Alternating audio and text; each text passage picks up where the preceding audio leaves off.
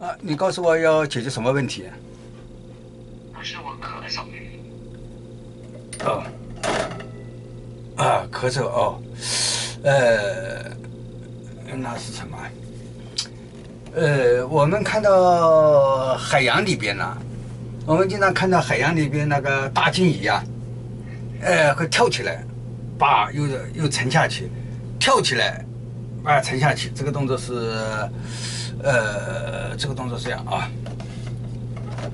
跳起来，拱上去，跳起来，拱上去啊。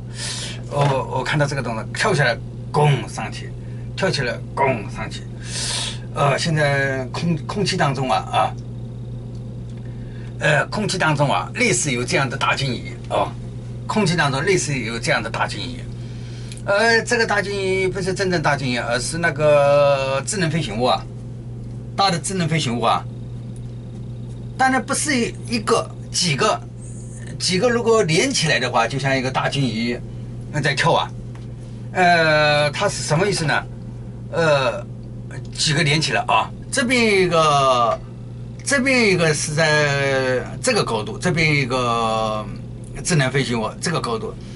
那边有个是这个高度，再前面一个这个高度，再前面一个这个高度。如果四个的话，四个连起来是不是这样了？四个连起来的话，就变成这样了，有点像那个，就像那大鲸鱼把你跳起来跟下去冒上来这个动作。那这个跳的过程当中，那个气压气流在变化大，气压气流变化大的时候，就像那个跳水的跟一下子，大鲸鱼不怕水但是压力变化是对它也是有影响的。那个几个智能飞行物如果连起来看作为一个整体的话，比如四个连起来看的话，就是就像在这样嘛，这样的话就是压力忽高忽低，忽高忽低，忽高忽低的话，就像那个压力突然变化大，呛一下；压力突然变化低的时候呛一下，呛一下，呛一下，就是这样呛一下。这个我自然不是故意做的我动作一头上自然就呛到了。然后就这个我不知道是自己做的还是自然的反正前面几个都是自然自己出来的哇，他就这个告诉你，那你那可是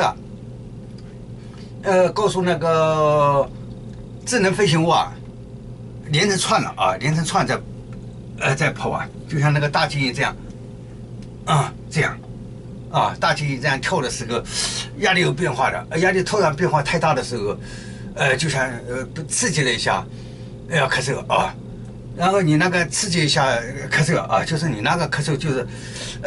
就是被刺激了以后的咳嗽是这么一回事是这个表明就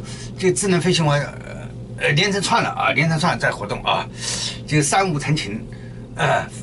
然后在很远的地方可能又有三五成群，是告诉这个信息告诉这个信息我前两天你说起了以后，我当时感觉好像一个信息，然后你说看那个说成年的时候就出现了那个吸气嘛，那我以为就是这一个了，所以呢就这个信息就耽误了几天好，那就这样了好，好，好。